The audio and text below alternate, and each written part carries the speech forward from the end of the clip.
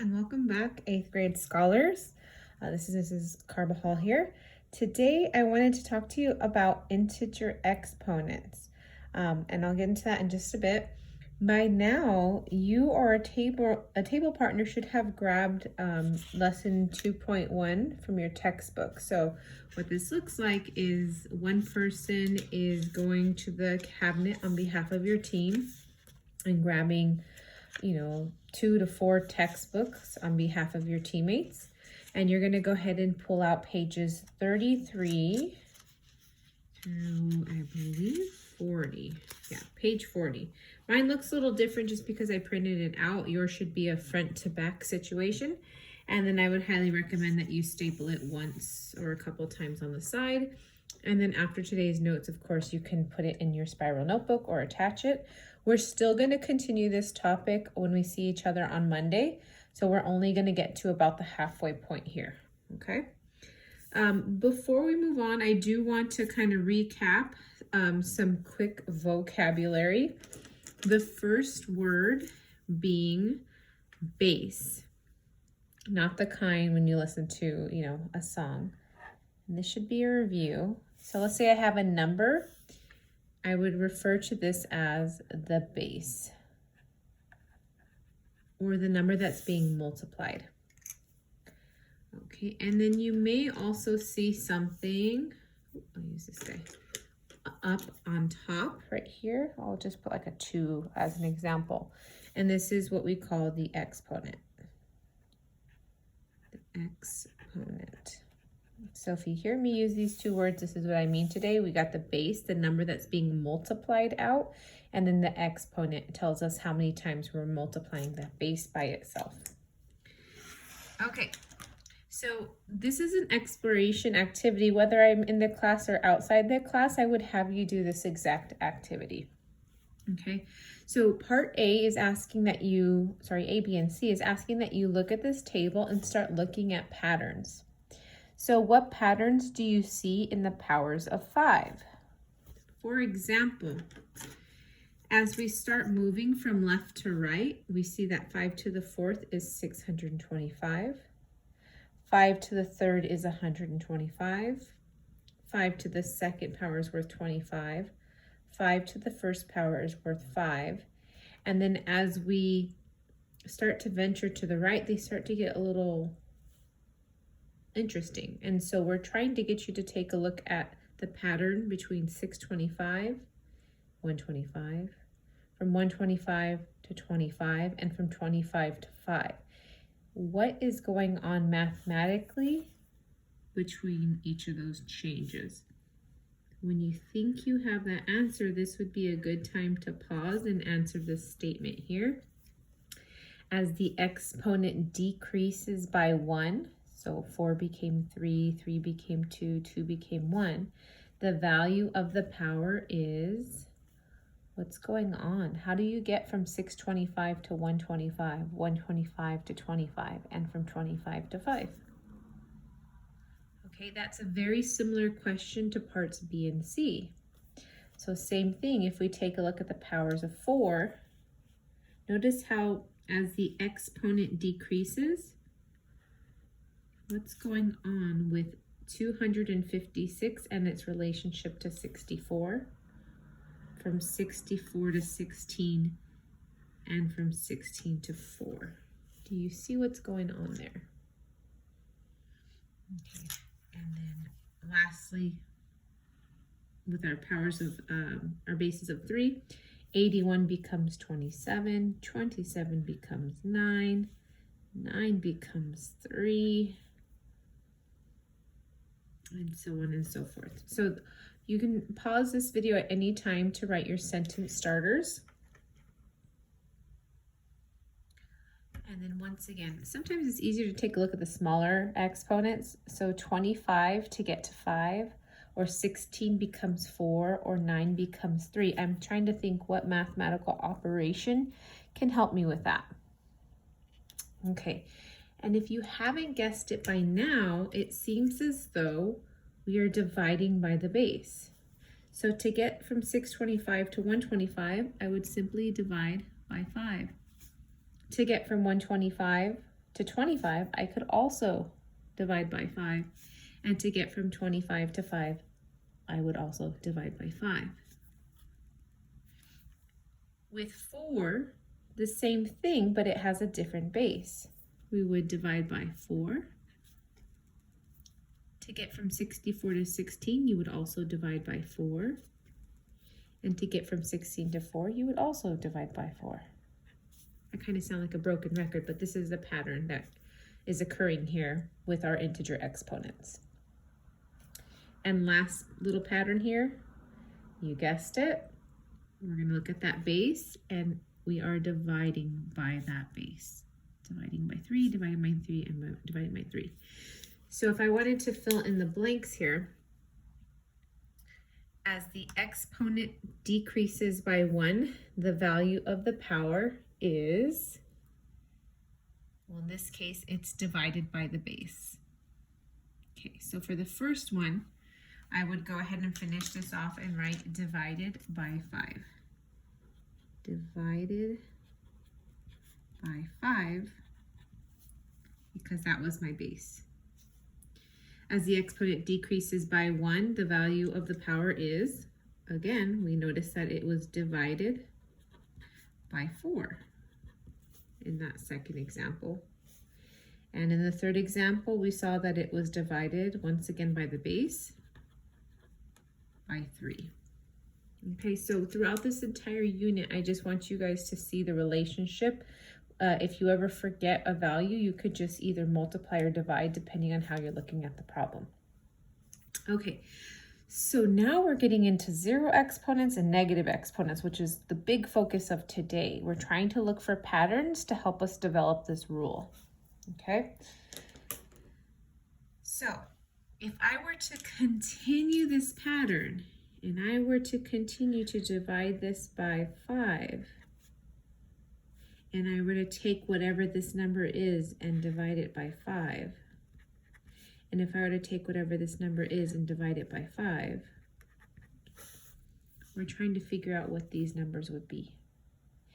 And I don't really have a whole lot of space here, but I'm doing the same thing here. Dividing by 4, dividing by 4, dividing by 4, and with your 3's.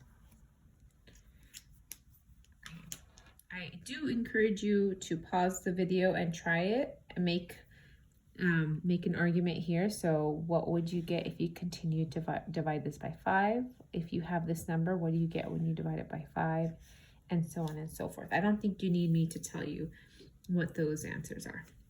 Okay. All right. I lost my black marker, but that's okay. All right, so as we continue here, if we continue with the pattern of dividing by 5, 5 divided by 5 is 1. So be careful here. If you make a mistake on your practice later, I'm willing to bet money it's going to be right here in what we call the zero exponent property. Because when we see this 0 here, our instinct is to write a 0, but if you were to take that base and divide it by 5, that becomes 1. For example, if I had $5 and I divided that amongst 5 of my friends, they would each get $1, not $0.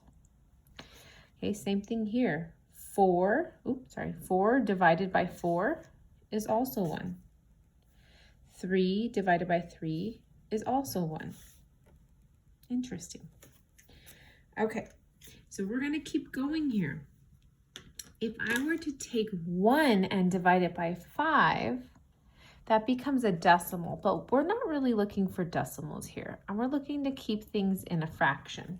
Okay, so we're going to go ahead and just try our best to keep it in a fraction form.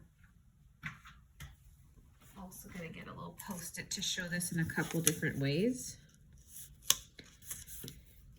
Okay, so if I have 5 to the negative 1, if I took that 1 and continued to divide it by a 5, that is the same thing as having 1/5.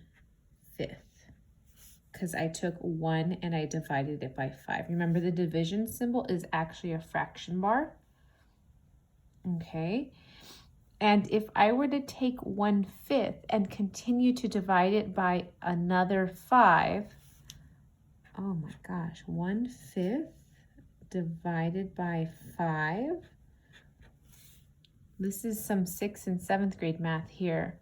And in 6th and 7th grade, when you divide by a fraction, you are simply multiplying by the reciprocal. Okay, so 1 times 1 is 1, 5 times 5 is 25. So I get 1 over 25. Okay, again, I'm trying my best to keep this in fraction form, and I'm not trying to write this as a decimal just yet, although I could. Okay, oops, I got a cat's hair attached in here. Actually, I'll keep that there for a moment. If I continue this pattern, 1 divided by 4 is 1/4. 1 divided by 3 is 1/3. Okay, that's not too bad. Rather than me writing this out 2 more times, just imagine here I had 1/4 and I divided it by 4. That would be as though I took 1/4 and multiplied it by 1/4. That would give me 1/16. And maybe you're starting to see another pattern here. If I were to take 1/3 and divide it by 3, that would give me 1/9. Okay, so hopefully we're beginning to see another pattern here. Oh, the cat's hair is attached. Okay, so there's a lot of information that's going on from this table alone. So if we ever forget what we're doing today, or if we get confused by a rule, I want you to come back to this first page to help guide your thinking. So let's do a very brief reflection here at the bottom. We want to write a rule that is true for any number raised to the 0 power. So this is algebra, don't let it scare you. Any value to the 0 power, 5 to the 0 power, what was it? 4 to the 0 power, what was it? 3 to the 0 power, what was it? Okay, we know that any number raised to the 0 power will always equal 1. Not 0. It will always equal 1. So that's one of the big takeaways of today. Now, when we write a general rule for when any number, any base is raised to the negative power, so again, this is algebra here, don't let it scare you. What it's doing is you're going to take that number and write it as a reciprocal, write it as a fraction. Notice here that there's no negatives in any of these. Although the exponent is negative, this does not make the quantity negative. Pro tip, none of your answers today are going to be negative, okay? What this is saying, this negative sign is really saying, hey, this is a fraction, and I'm going to write this as a positive exponent. So any number raised to the negative power will always be that number as a reciprocal raised to the nth power. I'm going to maybe write that a little larger so you can see it. This is like 1 over that number raised to the positive exponent. Okay, nothing is negative today. Negative exponents do not mean negative. Some mathematician one day woke up and said, I'm going to use the negative symbol as a rule to write exponents, but it has nothing to do with being negative. Okay, so that's kind of weird, but it is what it is. All right, I'm going to pause there. And I'd like you guys to turn your attention to page 30. Oh, I think it's 37. Okay, if you haven't noticed, I also took a moment and I highlighted this part in blue because this rule has to do with this rule here, which has to do with each of the problems that we're about to see. I lied, it was page 37 in blue over here. Okay. Anything that I highlighted in green is called a negative exponent property. This is the rule here in green. And these are the problems that look like it, okay? So check out how easy these are today. The 0 exponent property says that any number raised to the 0 power always equals 1. Bam. I don't need to do any math. Any number raised to the 0 power is 1. Oops. Done. Okay, it took me like 3 seconds to do 2 problems there. Okay, now I want to focus, again, I'm on page 37 here. I want to focus on numbers 1, 2, 6, 7, and 9. And the reason why I highlighted them is because they all have negative exponents. The rule for negative exponents states, I'll take this and put it over here, that you are simply going to rewrite that number as a fraction or a reciprocal and raise it to the positive exponent. So I'm going to treat this guy right here as a fraction bar. This is 1 over 8 to the positive 1 power, which is the same thing as 1 over 8. I don't know what 1/8 is, and I really don't care right now. I just want to write this as 1/8 and leave it alone. Okay, I'm going to see if I can zoom in just for a moment here. Hopefully I don't mess things up. I'm a little crooked. Sorry about that. Okay. Oops. Okay, for 6 to the negative 2nd power, again, you're going to write that as the reciprocal raised to the positive exponent. All right, so these two are equivalent. Today, when you practice Elastic, you may also see it written as this, expanded form, 1 over 6 times 6.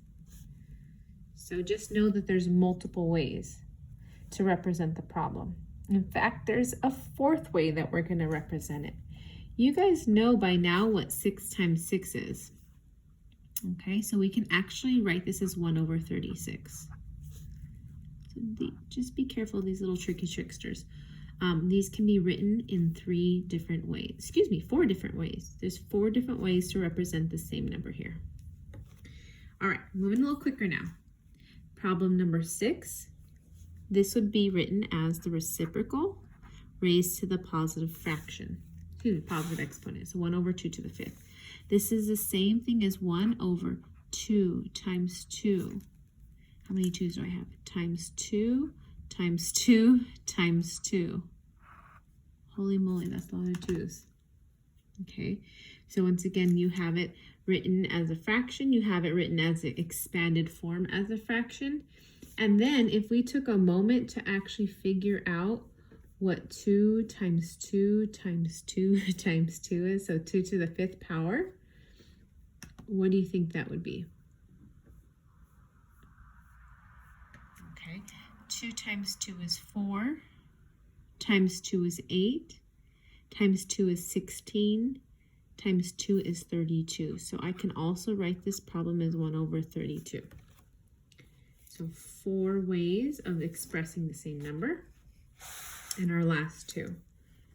This is the same thing as 1 over 4 to the positive 5th, which is the same thing as 1 over 4 times 4 times 4 times 4 times 4.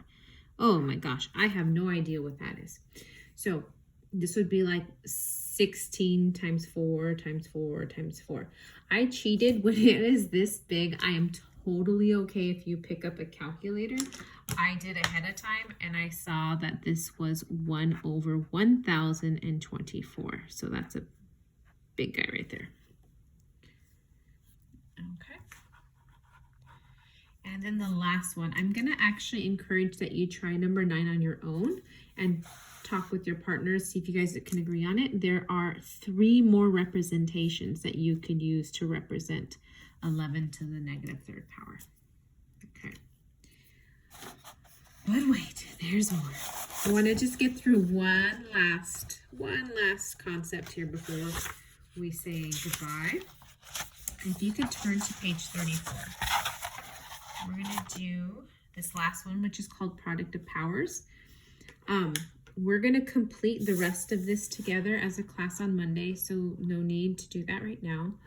But what I would like you to do is take a look at page 34, explore number 2, example A.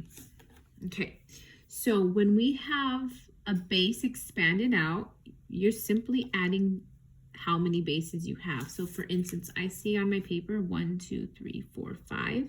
I see 5 sets of 3. I would write this as 3 to the 5th power. That's it. Okay. if this was written as a quantity, like I see 4 sets of 3 here and 1 out here. This is 3 to the 4th times 3 to the 1st power. How many 3's did I see? 1, 2, 3, 4, 5. Okay, that seems pretty easy. What if I had it grouped like this? This is 3 to the 1, 2, 3 power times the quantity of 3 to the 2nd power, which gives me 3 to the, I still have 5, 3 to the 5th power. So if you have the same base and you multiply it by itself, what's the trick? What can we do each time? This was 3 to the 5th, this was 3 to the 5th, this was 3 to the 5th. What's the relationship between the exponents and the final exponent? How does 4 and 1 become 5? How does 3 and 2 become 5? Okay, so hopefully this one is a little bit on the obvious side. If you're multiplying 2 powers with the same base, that's the key phrase there, you simply add, or I'm going to say find the sum. Okay, you add the exponents or powers. Okay, that's it. That's the last topic that we're going to go over today. I forgot to highlight that one, so I will go ahead right now and highlight it in yellow. Okay, so moral of the story, anytime that we have the same base, we're multiplying it, we're going to add the exponent. So here, take 2 seconds to try this one. 5 to the 2nd times 5 to the 5th. That's the same thing as taking 5 to the 2nd and adding 5, which in this case would be 5 to the 7th power. That's all. So we know that when we multiply a number with the same base, you simply add the powers. I'm going to go up back to page number 37 and finish those guys off. Okay, again, we're not doing all of these. We're just doing about half here. The problem that looks like what we just did is problem number 10, problem 14, and problem 11, and problem 15. Sounds like a lot, but really it's not. So you're simply counting or adding. If I have 4 to the 1st times 4 to the 1st times 4 to the 1st, well, I have 4 to the 3rd power. Again, 4 to the 2nd, 2 to the 2nd power times 2 to the 3rd power. Well, how many 2's do I have? I could count them, or I know that I could just add those exponents. So 2 to the 5th. Sorry, I just realized I went off the screen a little bit. 2 to the 5th. And here we go, number 14. If I had 5 to the 10th power times 5 to the 1st power times 5 to the 1st power, here are 10 sets of 5, 1 set of 5, and 1 set of 5. Together, if I add 10 and 1, I would get 12. So 5 to the 12th power. I will go ahead and let you figure out number 15. It is 7 to the what power? Okay, based on the pattern we saw.